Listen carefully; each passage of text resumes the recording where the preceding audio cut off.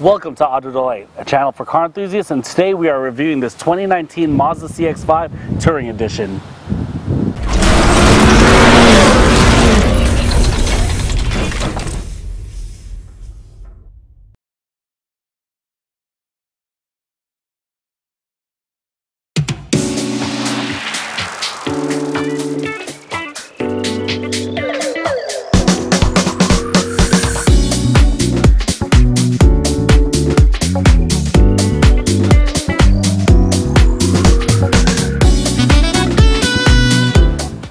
The CX-5 has been one of the best-selling CUVs for Mazda since its inception and has been well received from the public. Over the years, the CX-5 has been refined, and now we have the 2019 CX-5 right over here. Today, we get to see what the CX-5 really is and how great it really is.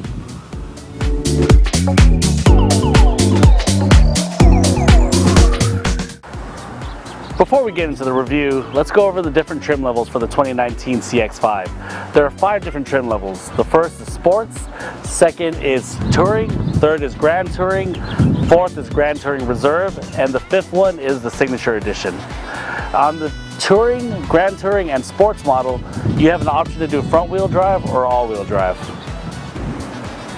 Some standard features on the Sports trim include a push-button start, a rear-view backup camera, a 7-inch touchscreen display, as well as the Mazda Connect infotainment system.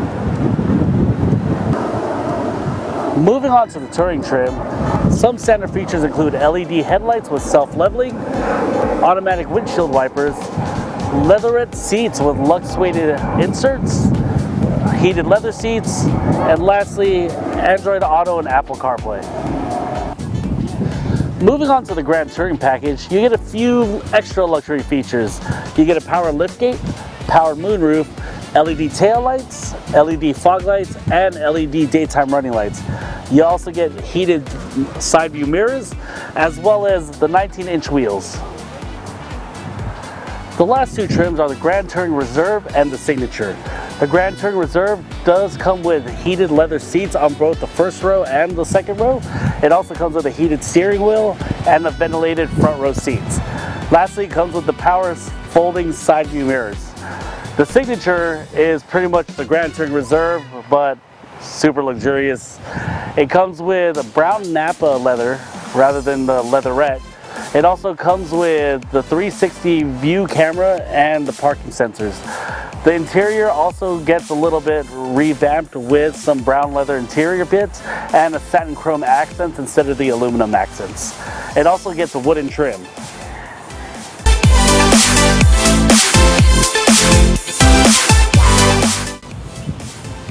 The CX-5 Touring is powered by a 2.5-liter naturally aspirated Sky Active gasoline engine. This engine produces 187 horsepower and 186 pound-feet of torque. This engine is available for the Sports, Touring, and Grand Touring package of the CX-5. If you were to opt for the Grand Touring Reserve or the Signature package, you'll get a 2.5-liter turbocharged Sky Active gasoline engine. It's the same engine that can be found in the Mazda CX as well as the CX-9. That engine produces 250 horsepower and 310 pound-feet of torque.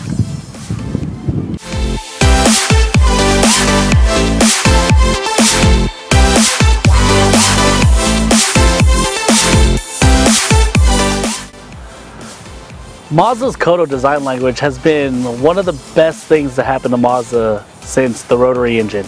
I may be a little biased, but I'm just saying. But when it comes to both cars and CUVs, the design language has done really well for the car. And now the 2019s has refined that look a lot more. And you can tell by the way that this 2019s look that they are definitely moving to a more upscale look. The thing that I really love about the Kodo design and the CX-5 is that it's very subtle. You look at a Lexus, what is it, an RX or NX, and you see so many different lines and so many unneeded details in the car that makes it look super busy. But then you look at the CX-5 where you just have a grille, then you have your little outline of the grille and the headlights, and it just looks sleek. That there's a lot of implied look to it, without actually having things embedded into it. And that's the one major thing that I really like about the CX-5, as well as the Kodo design language. A couple of things I want to note out for the CX-5's exterior is that the grille has changed from going above and into the headlight to going actually under the headlight. I also want to note that the headlight itself goes from the car to the grille itself, which is kind of weird. Usually you have something like the body or the grille separating, but no, this one goes actually into the grille. And I thought that was pretty cool. Another thing I want to note in the front of this car is this giant emblem that is about almost larger than the size of my hand. As you guys know, this is becoming more commonplace in the industry these days, but these emblems are not emblems anymore. They're like a panel with the actual emblem inside, or some kind of picture of it. I don't know what to call it. Regardless, this holds the radar cruise control and other like collision detecting sensors. It is pretty cool. It's getting kind of annoying because of how large the emblem is compared to how the older cars used to look and how sleek they used to be. But I guess, I mean, you gotta house the sensor somewhere, right? Last thing I want to note in the front is the grille. The grille has become more upscale over the past couple of years with the Kodo design. Before, it used to just be little striation lines. Before that, it used to be like that chicken wire grille. Now they've gotten more upscale to use the Mercedes emblem. It is pretty much little mini Mercedes emblems on the grille. It does look great. It does add the appearance of a giant inlet, even though there's plastic behind it that covers it. But I think it does add a nice little upscale look to the car itself. So moving to the rear of the CX-5, I wanted to note out a couple of things. First off is the taillights. The taillights used to be a lot flatter and more flush with the body, and now they have a lot more shape to it. It's gotten a little bit thinner, to say the least, so it lost a little bit of weight for the taillights, and it's starting to look more like the CX-9 taillights. It does have an upper arch right here that kind of sticks out. I can imagine that if you got the Grand Touring up, that's probably where the LED strip goes. And you got this beautiful circle that holds your brake light and your turn signal. The reverse light's LED, and again, it just has a nice shape going into the edge of the quarter panel. The next thing I want to note on the rear of the CX-5 is this large gas tank door that you have. When I first came back here, I was like, that's kind of weird. That's larger than what I'm used to. So when you open the gas tank, you'll actually notice that there's two gas tanks. One is for the gasoline and the other one is a dead spot. I'm guessing the dead spot is actually for the diesel engine or the diesel option. So it makes sense that instead of building or creating two different gas tank holder doors or whatever, we'll just make one big one for both options. Or maybe it's for the electrified one, because we know they're going hybrid soon. Another thing I love about the design of the CX-5 is the proportioning of it. You do have a slightly elongated hood that gives it a bit of a sportier appearance and a shorter rear overhang. So it looks like the car is just moved up on the platform a little bit. Another thing I really do like is the subtle lines that it has. From the very tip of the hood, you got a line that goes all the way to right about here. And then you got another line that comes from the rear door going to the taillight. And it does add a very masculine look, but it's very elegant. It reminds me of German cars like BMWs and Mercedes that have these slight lines that make it look masculine without overdoing it and adding vents or adding more crazier lines. So I really like this. I really like the elegance of it. So one gripe I have with the CX-5 is this bright molding right over here. So I'm pretty sure on the Grand Touring Reserve and the Signature, it's a full bright molding that goes across the entire frame of all of the windows and the doors. But with the Sports and Touring package, and possibly Grand Touring, I'm not too sure, it has it where the bright molding comes halfway. And to me, that's pretty half-assed. If you're gonna do it, you either go all in or all out. So I think the car would have looked better if it didn't have the half bright molding, rather than just having a whole black frame. Vice versa, if it had, or with the Signature and the Grand Touring Reserve, it would look better if the whole thing was bright molded. But that's just me. But that's one thing I really didn't like about this CX-5 exterior.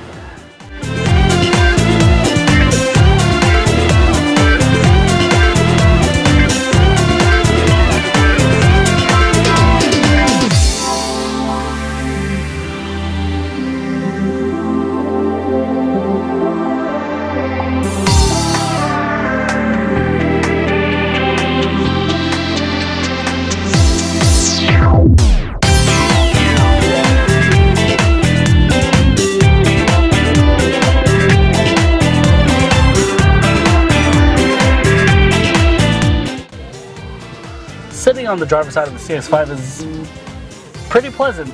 It's nice and roomy. The seats are very soft and gives you enough support on the lumbar and the butt region. You got nice soft material for your armrests on both sides, which is really nice too. It's not hard plastic or anything.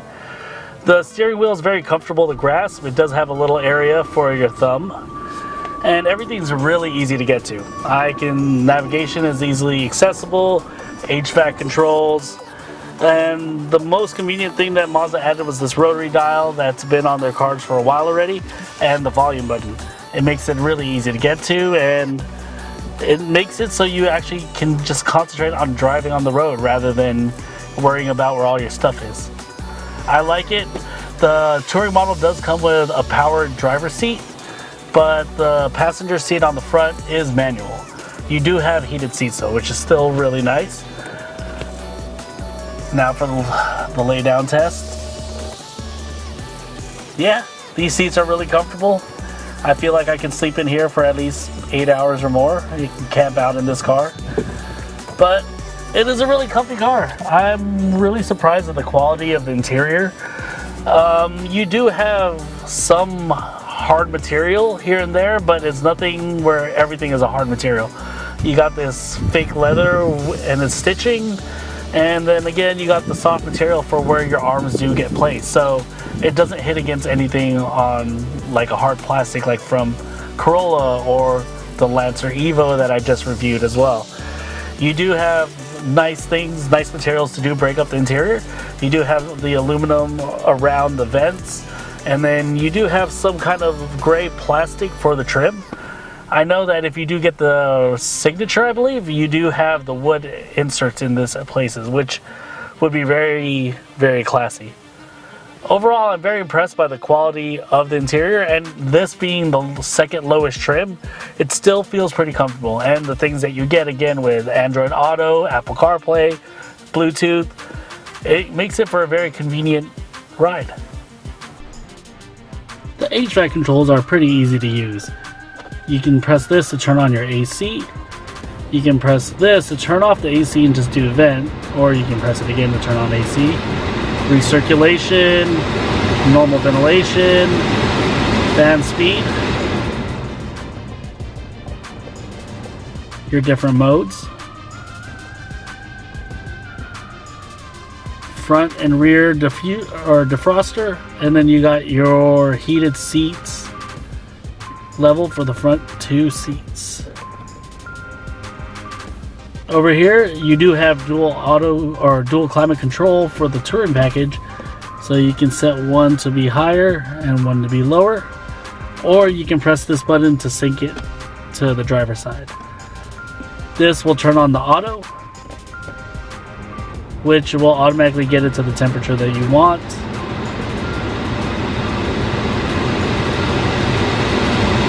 And that's it for the HVAC controls.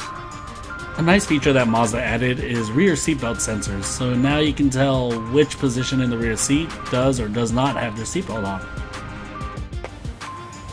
So moving on to the passenger side, you still get these nice plush leather seats with the suede on the inside. Getting in, it feels very comfortable, very nice on the butt. Again, it's very plush, so you do get support, and because of the suede inserts, you don't move around in the seat as much. It actually holds you in place. It is really comfortable. The only downside to the touring package is, again, that all the adjustments for the passenger side is manual. So you got to do this to lower the seat. Got to do this to go back and forth. Oh, and the lovely this.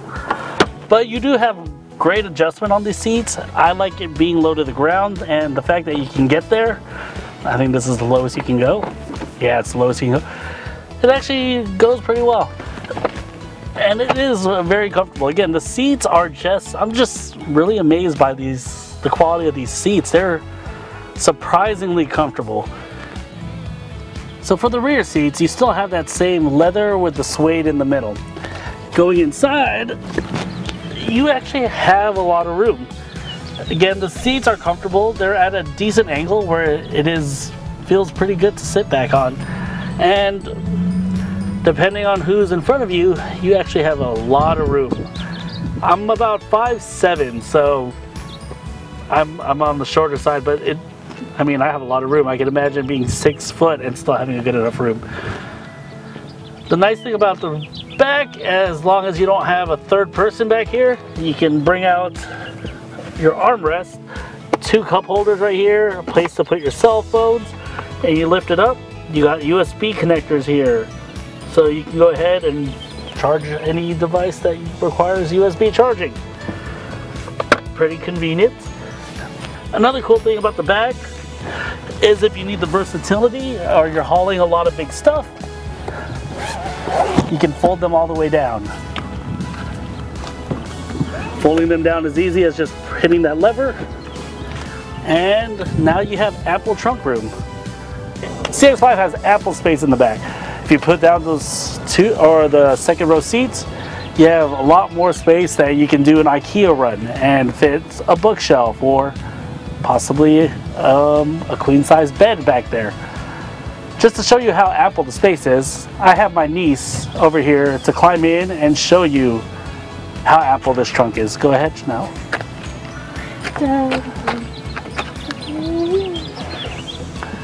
She can climb in just fine. Go ahead and see if you can lay down.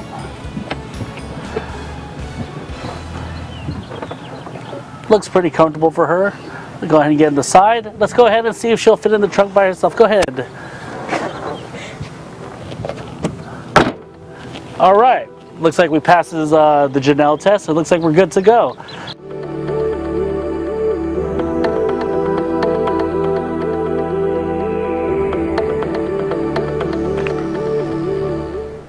So what is it like driving the Mazda CX-5? A lot of people complain that it was a bit underpowered. It does have, like, I think, what was it, 186 horsepower. But to be honest, it feels just right for the car. It doesn't feel underpowered at all to me. Maybe because I drive a lot of underpowered cars, I guess, I don't know. But it feels perfectly fine to me. The acceleration is responsive. I can overtake people. It is not as weak as I thought it would be from other reviews that I've watched and other things that I've read. Steering is really nice. It's very progressive. It's not like the previous car I reviewed, the Evo, where it's a sensitive steering wheel, so I have to really watch how much I jerk the steering wheel right or left.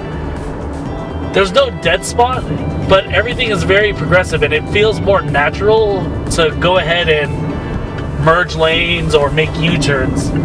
I'm not more self-conscious about it. Interior visibility in the CX-5 is good. I can see great in the rear. It has great visibility. The only thing that I have a little slight problem with is the C-pillar window. I can see through it, but because of how thick the panel is, I can't see through it a lot. So I mean, I guess I gotta be thankful I can see through it, but could have been a little bit better. You have slight body roll, and it's for a CUV, it can be expected. But even though you do have that body roll, it's not discerning. You can take corners pretty well. Getting on an on-ramp, accelerating, it's very predictable. And I used to drive a Toyota 4Runner, a 92 back in the day, and this car feels a lot more planted than that 4Runner ever did. So a standard feature that came on the CX-5 Touring was the lane departure system assist. What it does is it keeps you in your lane. I think it only works in freeway speeds and not city speeds because it hasn't happened yet. And I've been trying to recreate, you know, a situation that it will pop up. Anyways, what it does is as long as the lines are well defined on the freeway, it will detect that if you're swerving into another lane, and it will give you an audible rumble, vibration, or whatever you set it to in the infotainment system to make you aware of it. The CX-5 is definitely worth a look. I feel that the CX-5, even though it's one of Mazda's best sellers, it's still underrated compared to the RAV4 and the CR-V. It is definitely a great competitor, and maybe because people wanted more horsepower or something, but there is an option for that.